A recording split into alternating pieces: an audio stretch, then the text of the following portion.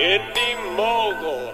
This week on Indy News, how big is 4K video exactly? Also, will Russell escape from the Darknet? Editing without touching your computer, plus a wide-angle lens review and a DIY ND filter for a GoPro. Previously on the live Season 2 finale of Indy News. Hey, Griffin, can you hear me? Yeah, I can hear you. I can't see you, though. What if I shoot a camera at the screen? Oh, hey, wait, Griffin, I'm not sure that's a good idea. Yeah, we're getting this really weird feedback. Save me!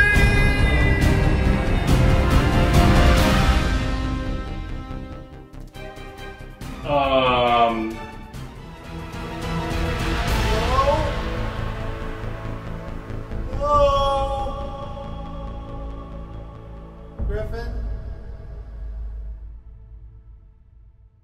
Indy News screen test number 6B. Hey Indy Mogulers, Griffin here. You're watching the Season 3 premiere of Indy News, the show full of tips for low-budget filmmakers.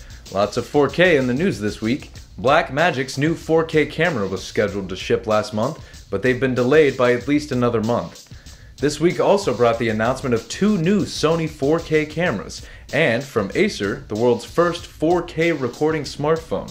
4K means these cameras capture video that's at least 4,000 pixels wide, and for a decent camera, you'll probably spend at least $4,000. Coming up next, I'll explain how big 4K really is, and if you actually need it. And cut.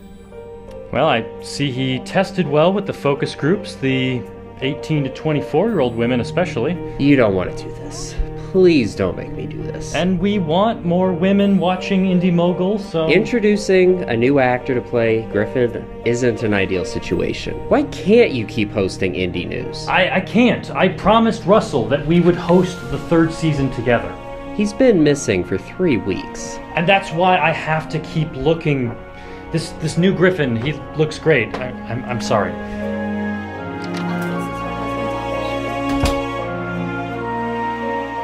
So before you go out and buy a 4K camera or a 4K television, let's talk about how big 4K is. Multiply the width and height and you have over 9 million pixels. That's 9 megapixels. That doesn't sound like much compared to all the super megapixel cameras we hear about. Nokia recently put a 41 megapixel camera on their Lumia 1020 smartphone.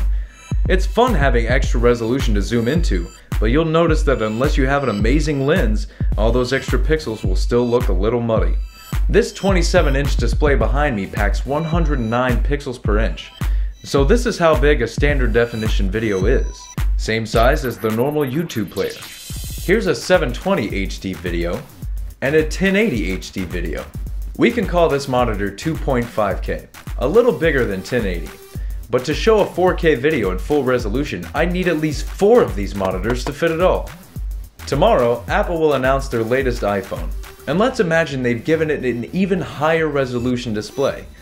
Even if it could fit 4K on the screen, our eyes wouldn't be able to tell the difference between 4K, or 1080, or even 720. Apple's Retina display, 326 pixels per inch, is higher resolution than the average human eye can see. So to display 4K video, I would need 16 iPhone 5s.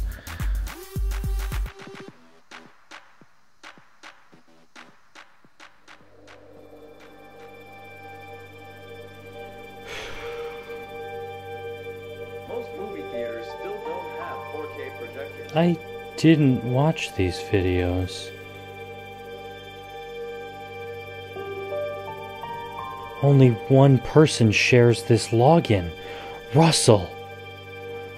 Where are you going? Most movie theaters still don't have 4K projectors. So to even watch 4K, you'd either need 4 iMacs, 16 iPhones, or a really big TV. LG this week used their new 84-inch 4K television as a fake window, pranking job seekers with Armageddon. The window's fake, the meteor is fake, and I'm sad to say I think even the prank is fake. That looks like green screen and actors to me. I'm guessing most of you don't have this $20,000 television in your living room, so you'll find it hard to even watch 4K video at full resolution. And even if your local movie theater has 4K, you probably won't notice unless you're sitting in the first few rows. So if 4K is almost too big to watch, why are so many camera manufacturers telling us to shoot our films in 4K?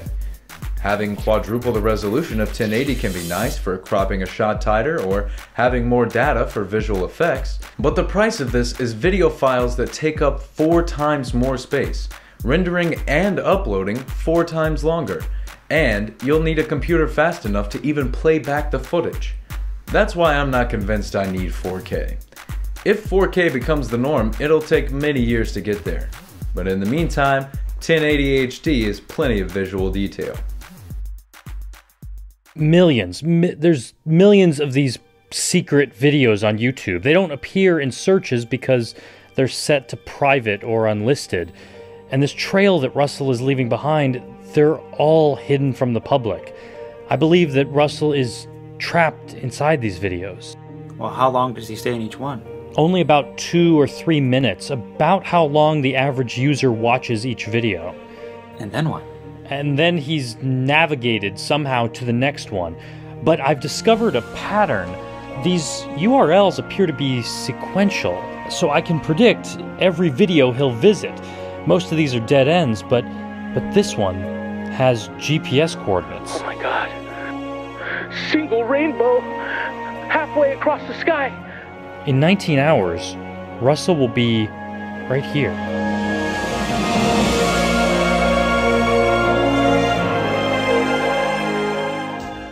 While many editors do most of their editing with a mouse, I prefer keyboard shortcuts. But there is a third, weirder option. The $80 Leap Motion controller lets you use hand gestures to control computer functions, and Editor's Keys is working on an app to bring this functionality to Final Cut Pro 10 and other editing platforms. Currently, spinning your finger jogs through the footage. Make a cut with 2 fingers, or start and stop playback with a swipe of the index finger. Yes, it looks like more work than simply hitting the spacebar, but it's perfect for germaphobes. Still, it's an interesting technology. Let me know in the comments what hand gesture you would design to help with your editing. Keep it clean. This gesture software isn't available yet, but if you own an iPad, check out apps like ctrl+console, which is yet another unique way to control your editing software.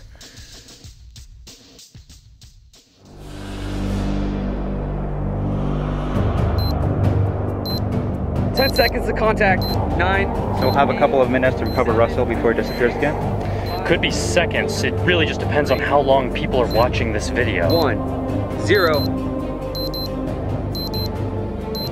Where is he? There! Right there! Go! Buckle!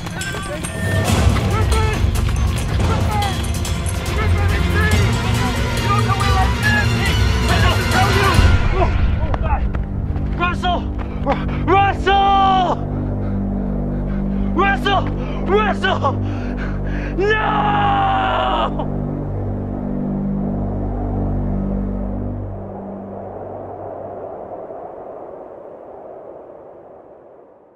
At the end of today's show, you'll find links to some of the videos I've talked about today. And here's a couple more you should check out. This week, our friend Dave Dugdale, who shoots with a full-frame Canon 5D, wanted a very wide-angle lens. So he compares the Canon 16-35mm with the cheaper Tokina 16-28mm. 16mm on my crop sensor Panasonic GH3 would be wide, but not nearly fisheye like 16mm is on a full-frame camera. Our friend Tom Antos is becoming quite the quadcopter videographer, and this week he shows us how to create a custom Indy filter and lens hood for the GoPro, which solves some shutter problems while flying in sunlight.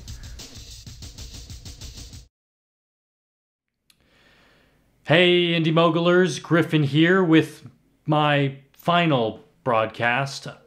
So far I've failed to find Russell, and I promised him that I would do this season of Indy News with him, so I owe it to him that I keep looking, and that means that I have to give up control of this show.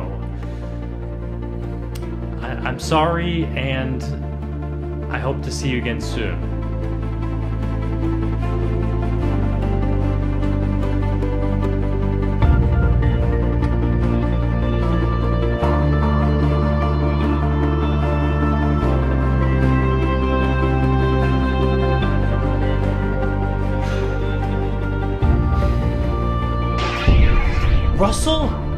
Change the video to public. There's not much time. Okay.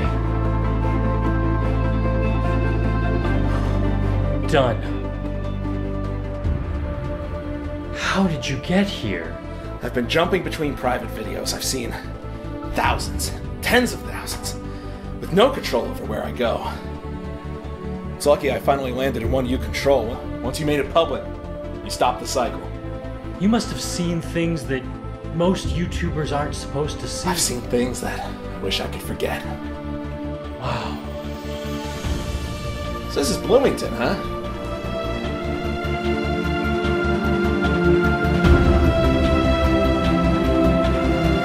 Thanks for watching, everyone. So wait, if Russell and Griffin are back, do I still have a job?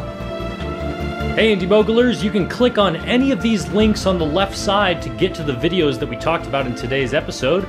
Also, if you missed the live Season 2 finale, you can click right here. And this Friday, to prove that you really don't need a 4K camera, Russell shoots a video entirely on a standard definition camera and edits in camera. Both of us did some in-camera editing at the Film Fights convention in Las Vegas, and this Friday, we'll show you the videos that we created. Thanks for watching.